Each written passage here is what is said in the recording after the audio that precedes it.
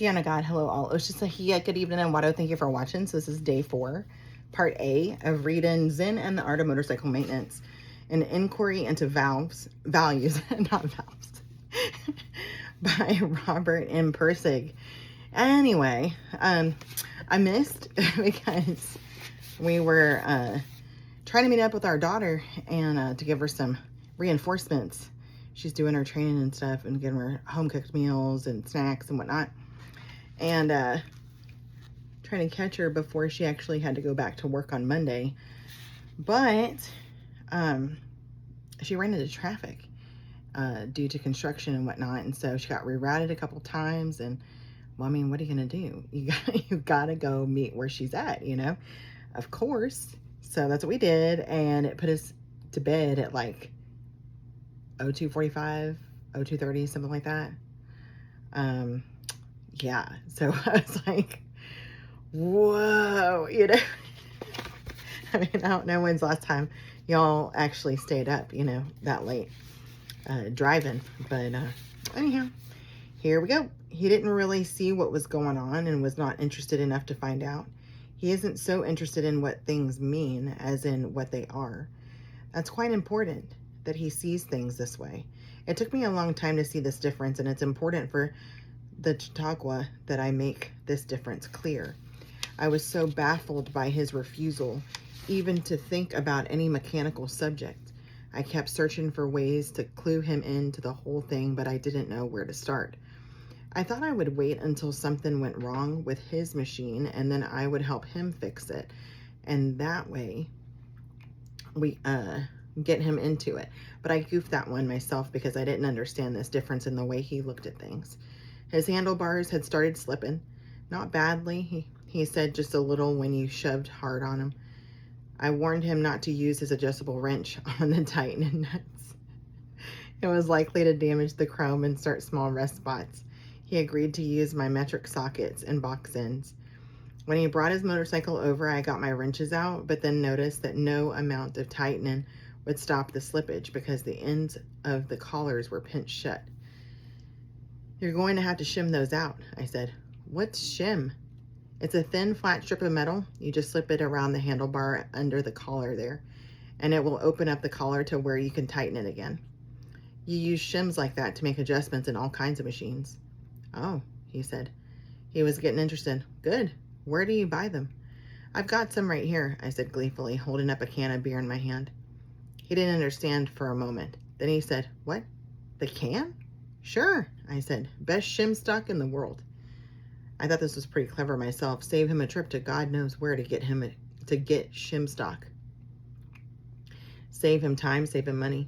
But to my surprise, he didn't see the cleverness of this at all. In fact, he got noticeably haughty about the whole thing. Pretty soon he was dodging and filling with all kinds of excuses, and before I realized what his real attitude was, we had decided not to fix the handlebars after all. As far as I know, those handlebars are still loose, and I believe now that he was actually offended at the time. I had had the nerve to propose repair of his $1,800 BMW, the pride of a half century of German mechanical finesse, with a piece of old beer can. Ach du Lieber, is what it says. ACH, DU, space LIEBER, exclamation point. Since then, I have no idea what that means, by the way. Since then, we have had very few conversations about motorcycle maintenance. None now that I think of it. You know, my hubster, he was that way. Like, he had to have the right tool. He didn't care where he bought it from. It had to be like as in what I meant was wherever he could find the tool and the best version of the tool, that's where he would go. It didn't matter to him. It didn't matter how much it cost. It didn't matter if he had to use it just one time. Me, with my Marine Corps mentality, and plus the way that my daddy raised me, like, you literally can't wait on everything. You have to, like, come up with it on the fly and stuff and make things work and then go about your business. You know what I mean? And then when you come across it, if you should need something and you can afford it or whatever it is, go on ahead. But if there's really no need, then why would you do that? Like, I mean, to me, you know, if I don't have a chisel, I can use a flathead screwdriver. Even better if it's a screwdriver that I don't need, a length that I literally don't need, I can go ahead and just kind of shave it down a little bit and then, you know, do my thing, repurpose it for something else. But my hubster is like, nope, I don't care if I have to drive for it. That's back when he was driving. I don't care if I have to drive for it. I'll go get it. And I'm like, Anyway, and it was like a sore spot for him, so I don't really know. I don't really know what that was about. You push it any further and suddenly you're angry without knowing why. I should say, to explain this, that beer can aluminum is soft and sticky as metals go. Perfect for application. Aluminum doesn't oxidize in wet weather, or more precisely, it always has a thin layer of oxide that prevents any further oxidation. Also perfect. In other words, any true German mechanic with a half-century of mechanical finesse behind him would have concluded that this particular solution to this particular technical problem was perfect. For a while, I thought what I should have done was sneak over to the workbench, cut a shim from the beer can, remove the printing, and then come back and tell him we were in luck. It was the last one I had, specially imported from Germany. That would have done it. A special shim from the private stock of Baron Alfred Krupp, K-R-U-P-P, who had to sell it at a great sacrifice. Then he would have gone gaga over it. That Krupp's private shim fantasy gratified me for a while, but then it wore off and I saw it was just being vindictive. And its place grew that old feeling I've talked about before. A feeling that there's something bigger involved than is apparent on the surface. You follow these little discrepancies long enough and they sometimes open up into huge revelations. There was just a feeling on my part that this was something a little bigger than I wanted to take on without thinking about it. And I turned instead to my usual habit for trying to extract causes and effects to see what was involved that could possibly lead to such an impasse between John's view of that lovely shim and my own. This comes up all the time in mechanical work, a hang-up. You just sit and stare and think and search randomly for new information and go away and come back again. And after a while, the unseen factors start to emerge. What emerged in vague form at first and then in sharper outline was the explanation that I had been seeing that shim in a kind of intellectual, rational, cerebral way in which the scientific properties of the metal were all that counted. John was going at it immediately and intuitively grooving on it. I was going at it in terms of underlying form. He was going at it in terms of immediate appearance. I was seeing what the shim meant.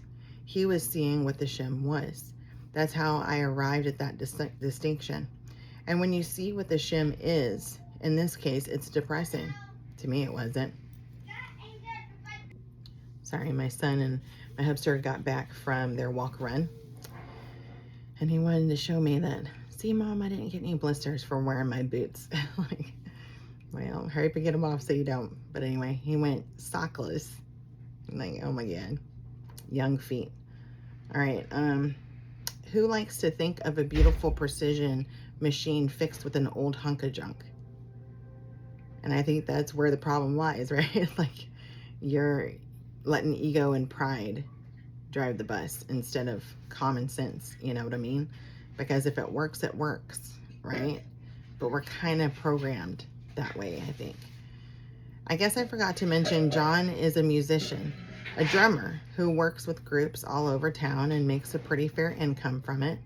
I suppose he just thinks about everything the way he thinks about drumming, which is to say he doesn't really think about it at all. He just does it, is with it. He just responded to fixing his motorcycle with a beer can the way he would respond to someone dragging the beat while he was playing. It just did a big thud with him, and that was it. He didn't want any part of it. At first, this difference seemed fairly minor, but then it grew and grew and grew until I began to see why I missed it. Some things you miss because they're so tiny you overlook them, but some things you don't see because they're so huge. We were both looking at the same thing, seeing the same thing, talking about the same thing, thinking about the same thing, except he was looking, seeing, talking, and thinking from a completely different dimension.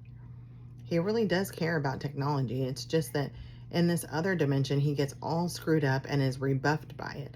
It just won't swing for him. He tries to swing it without any rational premeditation and botches it and botches it and botches it. And after so many botches, gives up and just kind of puts a blanket curse on that whole nuts and bolts scene. He will not or cannot believe there is anything in this world for which grooving is not the way to go. That's the dimension he's in, the groovy dimension. I'm being awfully square talking about all this mechanical stuff all the time. It's all just parts and relationships and analysis and synthesis and figuring things out, and it isn't really here.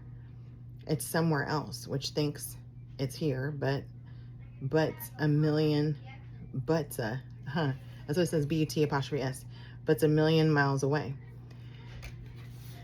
This is what it's all about. He's on this dimensional difference, which underlay much of the cultural changes of the 60s, I think, and is still in the process of reshaping our whole national outlook on things. The quote-unquote generation gap has been a result of it. The names quote-unquote beat and quote-unquote hip grew out of it. Now it's become apparent that this dimension isn't a fad that's going to go away next year or the year after. It's here to stay because it's a very serious and important way of looking at things that looks incompatible with reason and order and responsibility, but actually is not. Now we are down to the root of things. My legs have become so stiff they're aching. I hold them out one at a time and turn my foot as far to the left and as far to the right as it will go to stretch the leg. It helps, but the other muscles get tired from holding the legs out. What we have here is a conflict of visions of reality. The world as you see it right here, right now, is reality, regardless of what the scientists say it might be. That's the way John sees it. But the world as revealed by its scientific discoveries, I gotta go.